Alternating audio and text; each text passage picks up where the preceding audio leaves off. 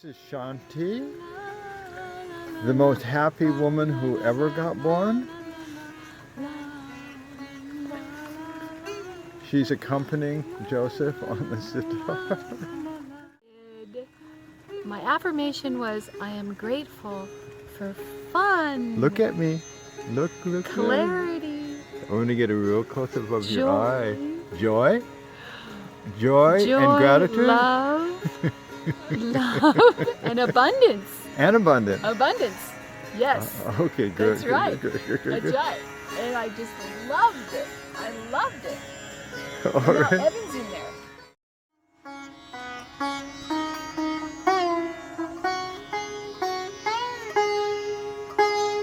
This is Joseph, master sitar player.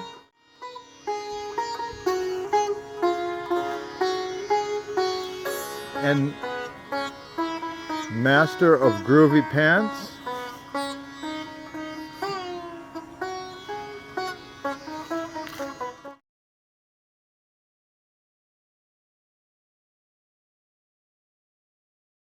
This is my friend Tom. He's a mystic. And he goes deep, and he gives great hugs. And are you going to be at Harbin for a few more days? A few more. You like to hang out with me here at the... Absolutely. Okay. Murray and Evan are the best. Okay. Watch their video for more. Okay. Thank you so much. Blessings. Hi, Evan. What a beautiful Kasbah boutique full of treasures of silk and gemstones. And I am so fortunate to have you as my friend. And wow. How's it going tonight? It's mellow. Have you- Nice interaction with the lady a few minutes ago who looked at beautiful things. You've been playing your guitar today? I have been. It's been strumming along just great.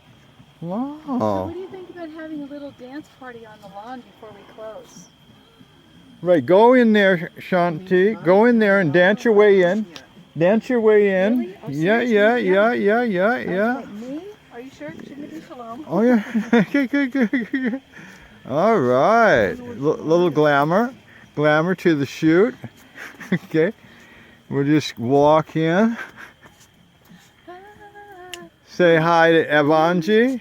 Hello. He has designed these I silks. love what you're wearing. Oh my God! So what an outfit, huh? cute. Those Now- colors right there are the And same. you Oh, have a this is beard that's fabulous. styled after a dragon? Yeah.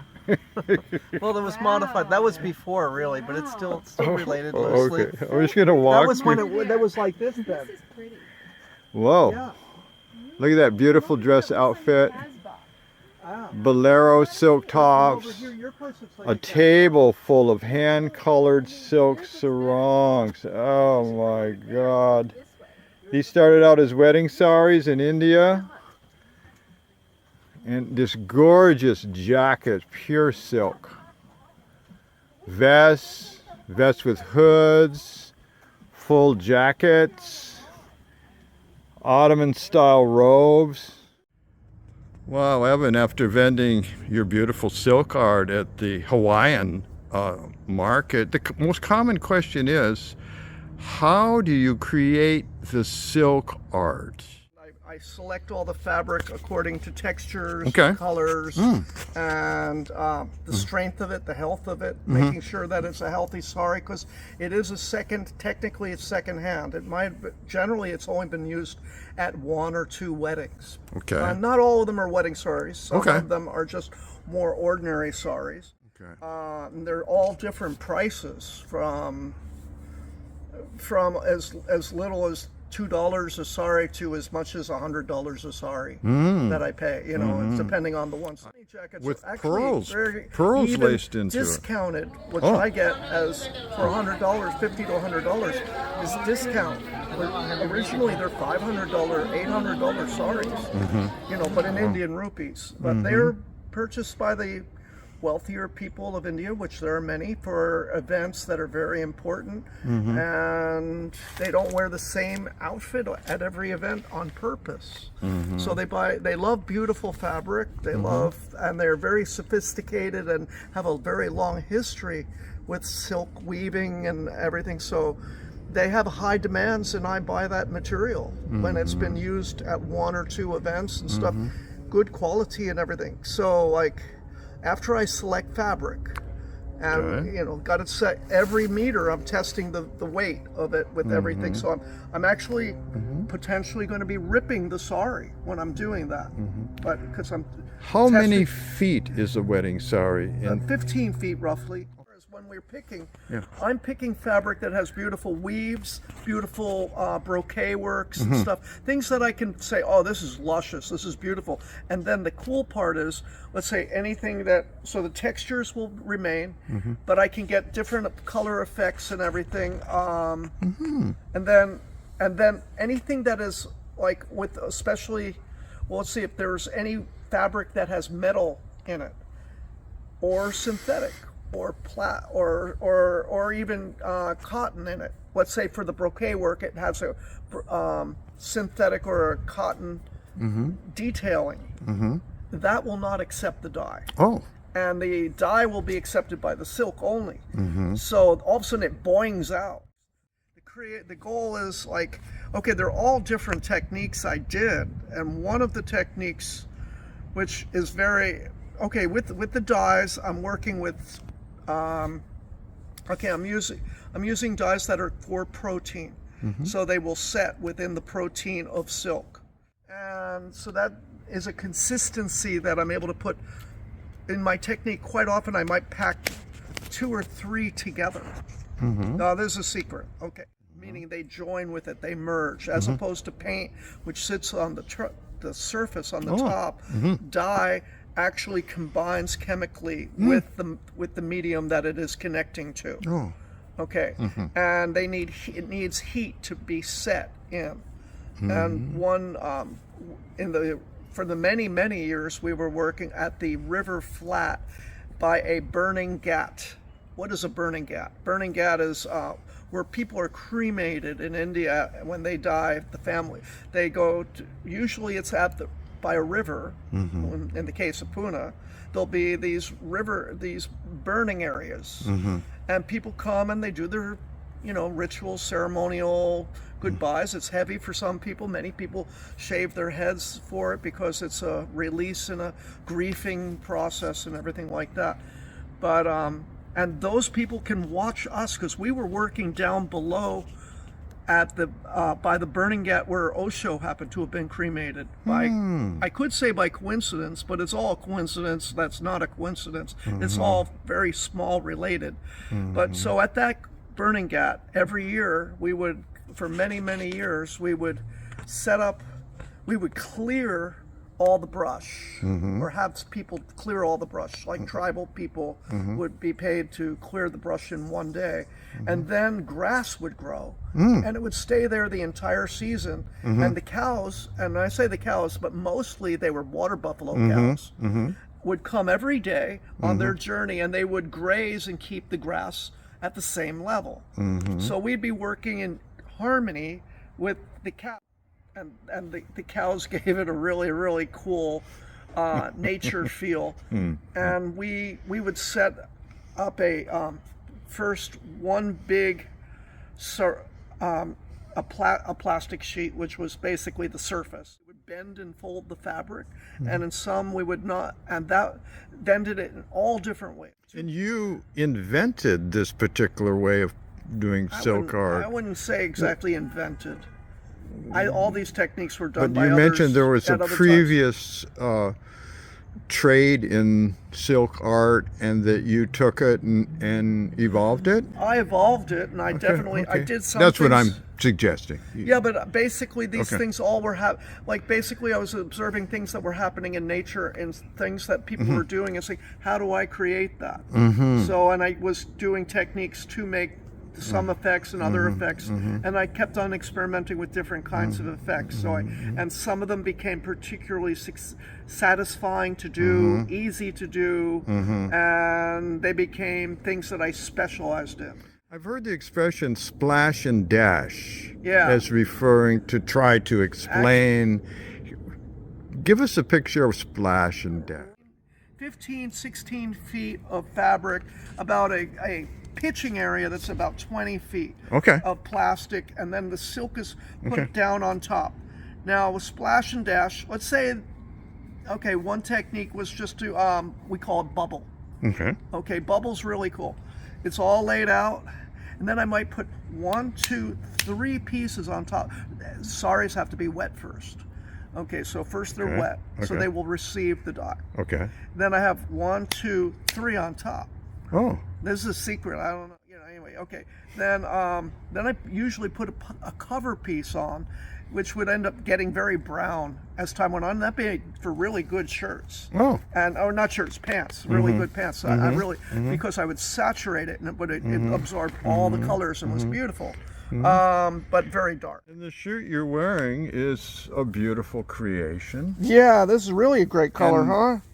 They're rivulets of beautiful colors. They're melanges. That's what makes them so artful. And when Yeah. you pick the sarong, you often pick a sarong that has a beautiful pattern already kind of underneath. Absolutely. So with bubble technique, Okay. I'd be working generally with about everything from 20% dye, which means mostly water.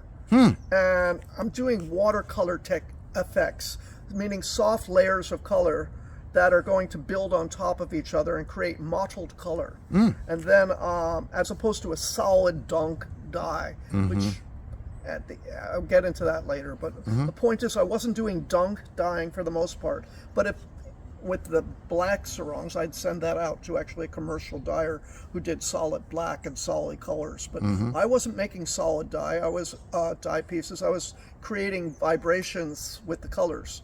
And so basically, we'd be casting color, and we might call, let's say, cherry, and then we might do violet, and then we would wait. And the sun is cooking. And like a pancake that gets bubbles, I'd wait for the bubbles to form. And once I see the bubbles and I see what I like in terms of a bubble form, then we throw more. Then we're also getting ready with new colors. Then we might go in again with a cherry, and then maybe with a blue. So we'll get this double cherry layering into it and everything. And all these bubbles form and create character and energy that's very unique. And I would work with that and keep building with different layers of color. And then, and it's still a mystery, but I'm seeing but I'm seeing the bubbles, and I know what colors I'm using. And then after that's done, we take the cover piece off, and we just set that down because we'll use it again. And then we start walking. I look at each piece because it may have worked, and it may have worked only half, and it might not have worked at all. But anyway, let's say it did work. We would look at it and go, oh, that's awesome, because we get all these bubble shapes, and I might have had some motifs that I wanted to be seen that were specially seen because of what I did, and then we would cart them out, or one person would take one end, the other person would take the other end, and we keep it stretched so it didn't touch again, and we bring it out to the lawn, because if it touches again, then the dyes are still able to change what everything is. So we want to keep what we did exactly, and then we put it out to dry in the sun and cook all day. And we do that with 3 of them at one time. I might do in one day 10 or let's say 6 bubble throws, and 6 times 3 is 18. Okay, so there 18 pieces might be bubble. Then while that's going on, we might do government, short government, long government. There were all these crazy terms I created to explain what we were doing to the team, my Jivan color group, to explain what we were doing. I came up with names of things that, and as far as government, basically at one point I was doing basically bend and fold, creating an accordion shape. And then if you touch lightly and it's really tight, the color will only touch the edges that are sticking out, like, and everything else will still be the undercolor, like the original color of the sari. Now, so basically, I might start out with it medium, and then tighten it up, and throw again, and then tighten it up even more. And I use the term government because as this was very laborious. People were like, all my workers were saying, why are you spending so much time on just one thing? Why don't you just throw the dye or just dunk it?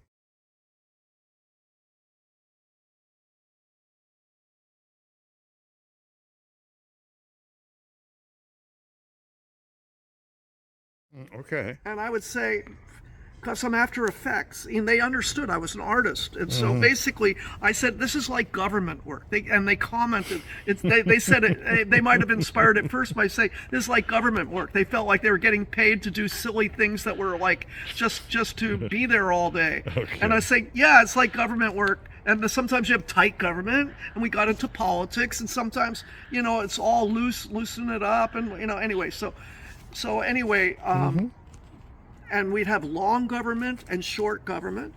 Long government meant that it was folded 5 meters long. So the folds were that way. And short government was that it was folded very, very small. Okay, and that would get verticals. Anyway, it depended on, and that it related to, is it going to be for shirts? Is it going, and how will the shirt, what will it look like on a shirt? What would it look like on a dress or an outfit? So I was trying to get effects that would be cool when people were wearing them.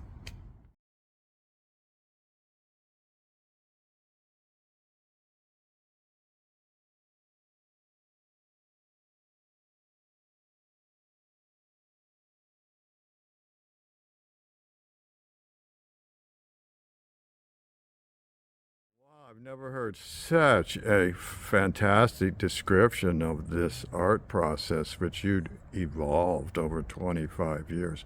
Well, okay. End of the day, you've got 40 some pieces of new art. Yeah, well. And how does it become shirts and dresses and silk pants and vests? Yeah, I hear you on that. And basically, I work with tailors a lot. Oh, Indian everything's tailors. with tailors. Right there. And I try to find #1 tailors to work with that understand what I'm looking for, because I've got specific designs and I really want them to make what I'm designing. And it's hard to get consistency in India in that way. And I worked really hard to find tailors. I had to go, unfortunately, I had drama stories with a number of them over time, but I had good periods with great success and beautiful designs that that they would work with me on ideas.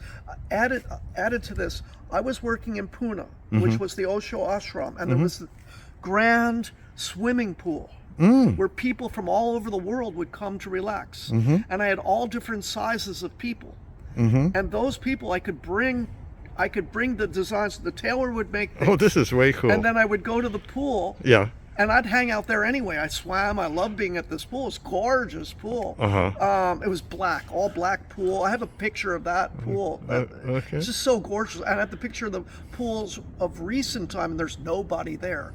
But when I was there back in the day, it was huge, happy ashram community of Osho ashram people or travelers, and I had and so I would have medium-sized women, big-sized women. I could figure out what a medium top would be, a large top would be, a small top, by having the models right there, and people would look forward to trying on the new stuff, and we'd hang out at our cement sidewalk beach with the pool of water and all the trees around us and beautiful Osho spirit, and I'd have my models playing and dressing up, and so that way I could figure out how to make things fit everybody. Yeah, I ended up doing about, at least 1,000 saris a year for a long time, and then both. I'm possibly, if I looked at my notes, it might have been over a couple thousand during the peak periods 2006 through 2008 were very peak periods of production and team. I became a sannyas, and I was really, really into all the meditations and the basic ideas that Osho was presenting. I just loved listening to his stories, how his intentions, and I loved many of the meditations were just so incredible. And I very much immersed with them. And regularly I'd be doing Om meditation. Daily I'd be doing Kundalini meditation.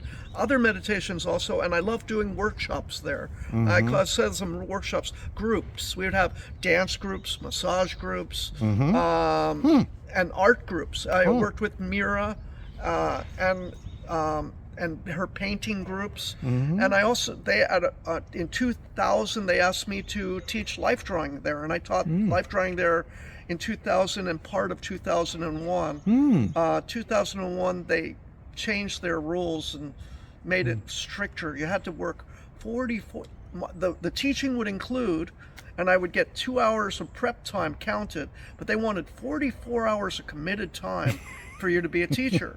And I had my thing already happening, and I didn't have commitment like that. And I wanted to be a happy butterfly and take a mirror workshop group when it was happening, and take a meditation group of a different type when it's happening. I didn't want to be bound. Yeah, you needed freedom. Anyway, like my life drawing class was like freedom. 2.5 hours, and that was, and I got a credit of an hour, and it was donation, right? I already had a job. Tell the viewer what sannyasin is. What does it mean to be a sannyasin? Yeah, that's an interesting question to ask me. I don't know if I was a good sannyas. In fact, I think it was a great American sannyas. Okay. By being, a lot of people were very devotee, and I wasn't quite. I'm more of an independent-minded person, and I really liked when Osho said if he wouldn't join his thing. He's not a joiner, and I went like, God, he's hilarious. He's just By the way, when I was at the ashram, I met Osho's brother. Really? In the coffee house. Wow. And he looked just like Osho. Oh my God. Yeah, what a buzz. And very friendly, talking to all its Westerners, and one thing I liked about Osho was he was a very good artist. Okay. He did lots of paint for about 2 years. He was painting. Oh. And I was very impressed. My sannyas name is Jivan Nisarg, which means natural life. Jivan means life, and Nisarg means natural. And so Jivan Nisarg, and they named their color. They named themselves Jivan Color Group. I'm very honored by that. And we worked together for years. I loved the job. It was also Evanescent Designs paid well.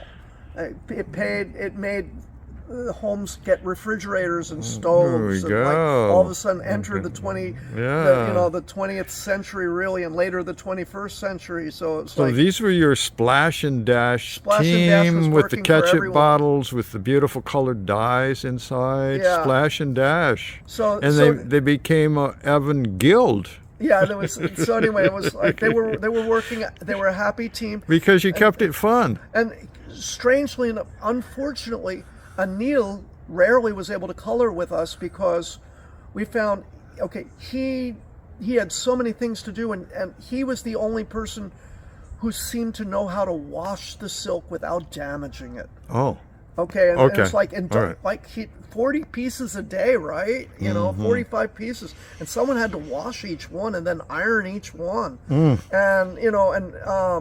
and so he was involved with that. He paid people to help him, but he was washing, and he strong dude. Yeah, really, I remember Anil. Yeah, he put me up overnight in his house, powerful, and it was so lovely. His wife and his young son, and had me have a shower, and he dressed me up. And he also wonderful people. And he could see the fineness that we were talking about. Okay. And he was able to be sensitive. He was able to be very, very gentle, and he was very powerful and strong. So he was able to apply himself, but strangely that he would be the laundryman when he would be, sometimes we'd come and he'd play color with us for an hour or two, and it was fun for him. It's fun to color.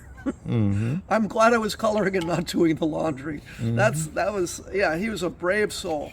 on that one. But yeah, we couldn't find anyone else that we could be relying on. Maybe they'd do good for a couple days, and then we'd get they'd ruin stuff. And and I want to get to life drawing. Okay. Because when I was in Pune, in the 90s I was teaching life drawing in Santa Cruz, and in the early 90s. And when I went to Pune, I had a new way of looking at art, which was not from the head.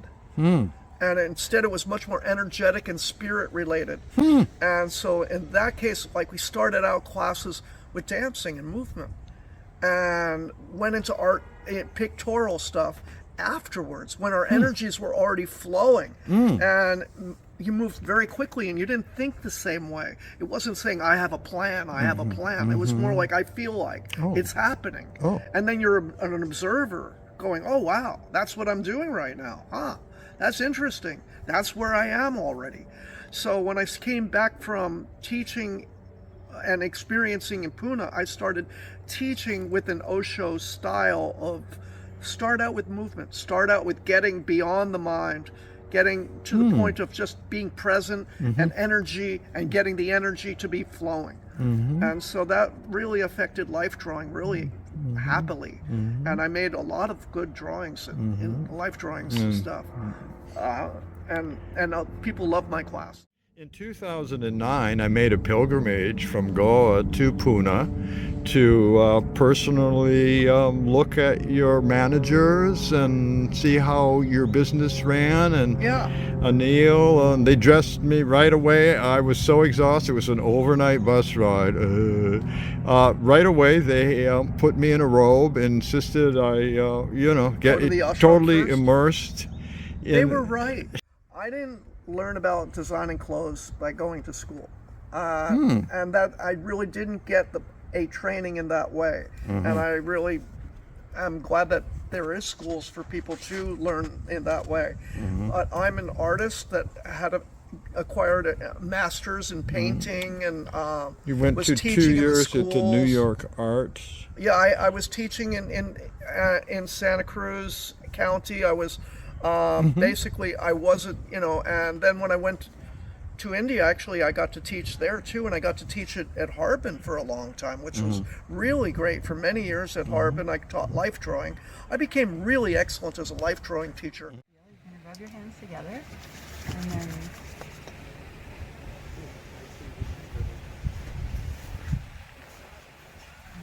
so a very different experience this time. He goes very up with it. Yeah, he goes immediately into a spiritual practice there. He's gone. Yeah. He's in that He's heavenly realm. elevated. Yep. Looks to me like he even went to go visit a teacher. You were super in your field. Sorry about that. Okay. And then